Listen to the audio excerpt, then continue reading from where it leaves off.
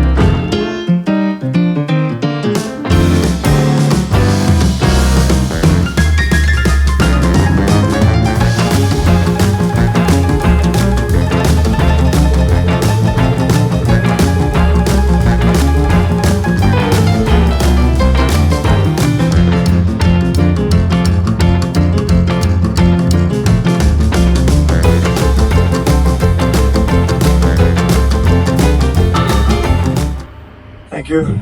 Good night. Well, how did you like that? I kind of liked it. For us older fans, there's nothing new. I have to say it up front, there's nothing new for us older fans. But I think for a newer generation Elvis fans, we need them badly because, let's face it, we're all getting older. I may look very good and very young, but I'm getting old. Anyway, I think it was well made. As I said, was lots of interviews, albeit very short. Not really interviews, but people who had to say comments about Elvis, about that time, about the 68 special. Bruce Springsteen, very wonderful words that he said. Priscilla, Jerry Schilling, Ernst Jorgensen, Conan O'Brien, and a couple of others, which I already forgotten their names, but okay. That's just me being stupid.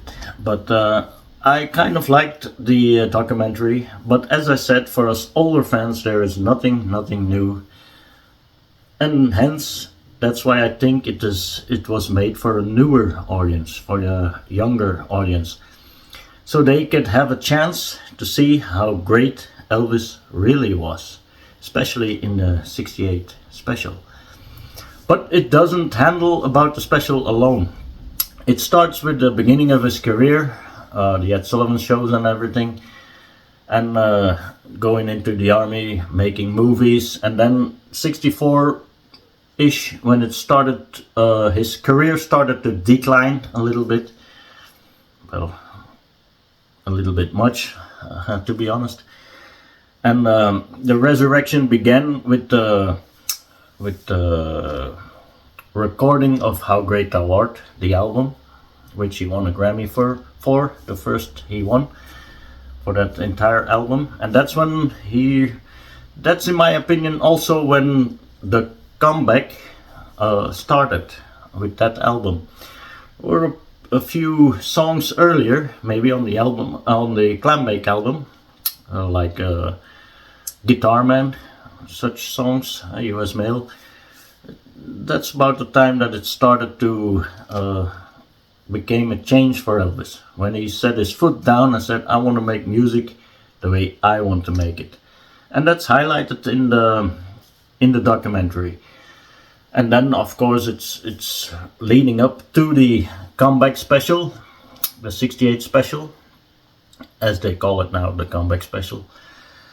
And well, it's generally positive documentary, so that's why I like it, because there's enough negativity around Elvis. That's why I think it's also good for a younger public to see this documentary, because let's face it, Elvis is always being ridiculed as a big guy in a white suit, and that's an image that he regrettably will carry with him until the end of time probably, but that's not who Elvis was or is. The best Elvis that ever walked the earth, in my opinion, is around that time, 68, 69. The music he made then, how he physically looked, I don't think there was ever a better looking guy in the world. Not even me. I'm getting off track here. But I would recommend it. As I said, for us older fans, there's nothing new, but at least there's something. And I think that that's the importance of the documentary. Of all the things, even the cartoon they made last year, I liked it. There are a lot of people who hated it, really hated it. They think Elvis didn't swear in real life. I've got here behind me on these CDs, I got lots of evidence that he did swear. He was only human, but I like that, because off-color Elvis is real Elvis.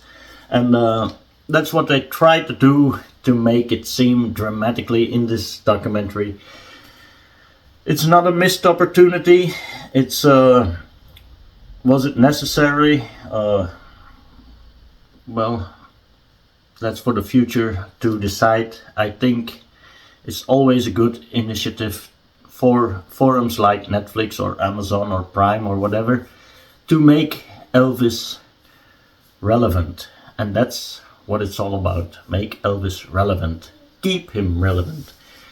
Because there are lots of great singers and groups from the past, from now.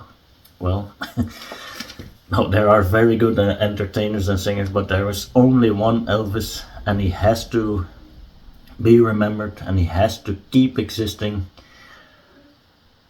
If it was only for me, that's alright, but I think you love him too, and he's worth it. He's worth it. After 47 years after he is gone, they still make documentaries about Elvis. I leave it with that. I recommend that you see the documentary, and let me know in the comments below here what you think, and if I'm stupid for liking it. Maybe I am. I don't care.